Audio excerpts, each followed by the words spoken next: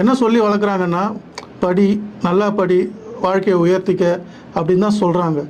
இந்த பையன் நல்லா படிச்சிருக்காரு. அவர் ஒரு தாழ்த்தப்பட்ட சமுதாயத்தில் இருந்தாலும் நல்லா படிச்சிருக்காரு. படித்து ஒரு நல்ல ஒரு கம்பெனியில் வேலை செஞ்சுட்டு மாதம் 1,50,000 லட்சத்துலேருந்து 2 லட்சம் ரூபாய்க்கு வந்து சம்பாதிக்கிறார்.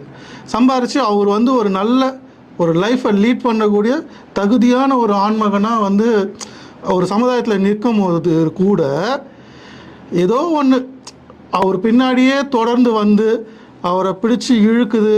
திருப்பி வந்து ஒரு 30-40 வருஷத்துக்கு, ஒரு 50 வருஷத்துக்கு அந்த சமுதாயத்தை பிடிச்சி பின்னாடியே இழுக்குது.